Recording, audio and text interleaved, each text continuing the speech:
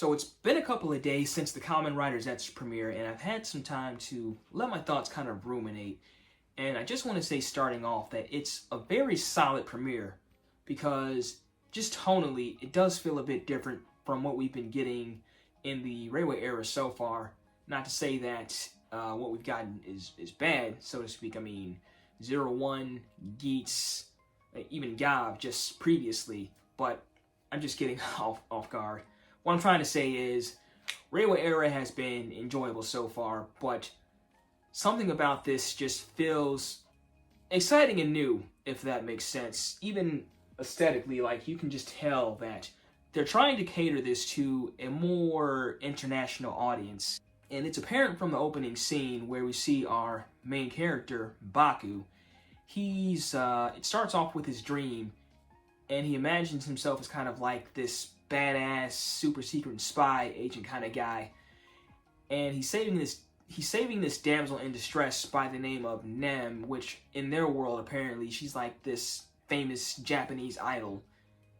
And I was surprised to see them make use of realistic gunplay, so to speak, because Baku is using a real pistol, but we see that the bullets are rubber bullets because, I mean, you can't have your hero just straight up murking dudes, right?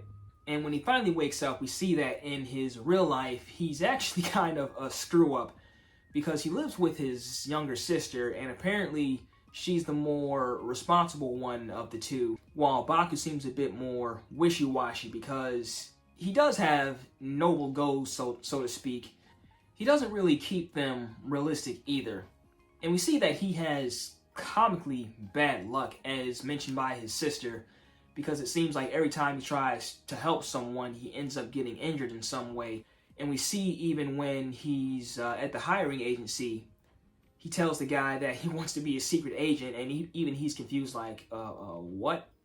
And I don't know what they were trying to convey, or what he was trying to convey in that scene, but if he is trying to look for a real job, why would he do that?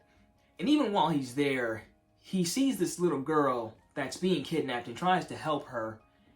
And that's when we see our first villain. I don't know the guy's name, but he's a part of the villain faction called Nightmares. And he manipulates this car that ends up hitting Baku and sends him to the hospital. And when our two police characters show up, apparently they're part of the paranormal division of their department. They see that there's no driver.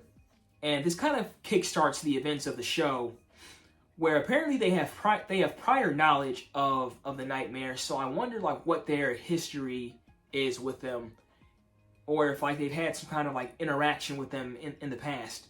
And while Baku is in the hospital, he has another talking to from his sister about just being a bit more responsible.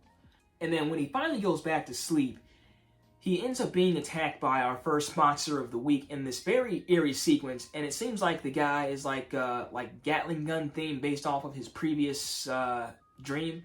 He ends up at, like, different locations. Like, he first starts off being chased through the hospital. Then it just, like, cuts to, like, outside and then to his bedroom. And you see that they're just trying to convey, like, a real dream sequence, in a sense.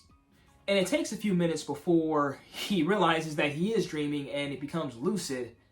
And it's another, like, situation where he has to save Nem again, but that's when he's pulled into, like, this other dimension where apparently it is his subconscious, and he's greeted by this silhouette figure that just speaks plain English. Like, it caught me off guard. Like, anytime I hear plain English in tokusatsu, it's gonna be a bit jarring.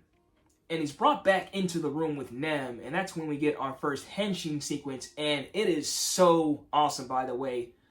Like, the special effects give it, like, a more biological feel, because we see, like, his muscles expand, and then, like, the red mist that surrounds him. Like, it was just a very badass henshin sequence. And then with the actual fight, the fight was cool, but I think I was more interested in just, like, seeing the light piping on this. Like, the suit looks so gorgeous, like, in this sequence. Like, the light piping, just going through it. And I guess you could say he was trying to ore farm, in a sense. But I think, to me, like, that caught my eye more than the actual fight. And then once the monster is defeated, it does end a bit abruptly there, but Baku does end up waking up in the hospital, and he has all of his gear on him. We even like see him check inside his gown, and he's surprised to see that the belt is there, and that the police from earlier are right there too. So once again, like, they have some semblance or knowing of what's going on. So I hope it's not recency bias when I say this, but I feel like I want to give this episode a 9 out of 10 just because it feels like they're trying something different here with the tone. And that's not to say there's not moments of levity throughout the episode, because there are, but overall, like, it does feel a bit more serious and grounded than what we've seen in recent years. So I'm curious to see if they'll keep that up going forward, because, like, once again, like, this is being shown to a more international audience, so of course, like, you want to kind of build on that. And then the cast of characters they have just seem to work well off of each other, just from who's met who so far. Like, I do like the dynamic between Baku and his sister, and they haven't met, like, the two other, like, police characters yet, but it seems like they're going to have kind of a working relationship going forward. But yeah, I think that's pretty much all I've got to say. Like, solid premiere. I'm excited to see the simulcast next week, and that's crazy too. It's like, this is the first time that we're getting an official current writer series simulcasted to us, and I just thought I'd never see the day when this would happen, because back then, I mean, Dragon Knight is what got me into the series initially, but then I just felt like I was going crazy just trying to tell other people just how cool Kamen Rider and Tokusatsu was in general. And now seeing that we have it officially accessible to us now, it's kind of a form of validation for me. I'm just glad that we're finally at this point.